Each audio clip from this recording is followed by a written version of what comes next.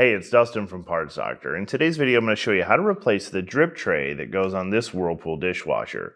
These instructions also apply to models made by Maytag, KitchenAid, Kenmore, and JennAir. It's super simple. I'll show you step by step, so let's jump right in. The drip tray is located at the front of the base of the dishwasher. It can collect water caused by overfilling or a leak near the water valve connection. If your dishwasher overfills, water is directed into the tray through the two funnels located on either side of the dishwasher. The drip tray also houses the float switch, which is sold separately. If water collects in the tray, the float activates the switch and triggers the dishwasher to shut down, helping to protect your floors and cabinets from water damage. If the tray is full of water, it is important to find the source of the leak or overflowing before running the dishwasher any further.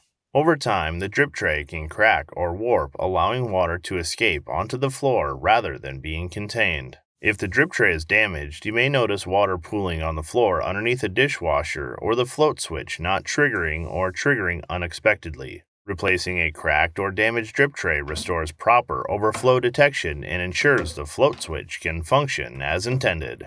If you need to purchase a replacement drip tray for your dishwasher, you can check out our website, partsdoctor.com. We offer fast shipping and only sell manufacturer-approved genuine replacement parts for all major appliance brands.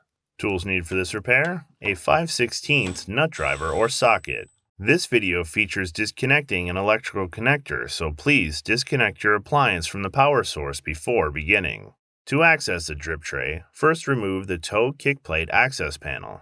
This process can vary on models, but for ours, a 5/16 hex head fastener is used to hold the plate in place. Pull the kick plate access panel and any insulation away and set it aside. While pulling the insulation out, be mindful of how and where it is installed.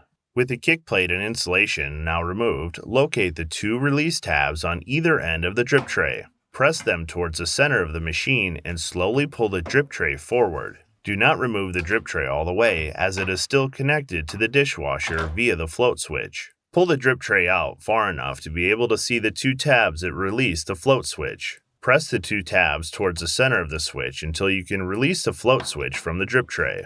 Once the float switch is free, the drip tray can be discarded. If you need more information on testing or replacing the float switch, check out our float switch replacement video. When shopping for a replacement drip tray, avoid cheap, low-quality aftermarket parts. For parts that just perform better and last longer, choose OEM genuine parts like the ones that we sell at partsdoctor.com. We'll include a link in the description below. Be sure to search with the full model number from the tag on your appliance to find the exact part. To install the drip tray, first snap the float switch into place. Be sure that the two locking tabs are holding the float securely before installing the drip tray. Slide the drip tray back into place until both tabs snap into the frame of the dishwasher. Once the drip tray is in place, check to make sure that both black hoses from the corner funnels are pointed straight down into the tray. Once that you are sure that the drip tray is properly installed, replace the insulation and toe kick access panel. Reconnect the appliance to power, and your dishwasher is now ready to use. Alright, that'll do it for today's video. As always, I'm Dustin with Parts Doctor. Until next time, thanks for watching, and we'll see you later.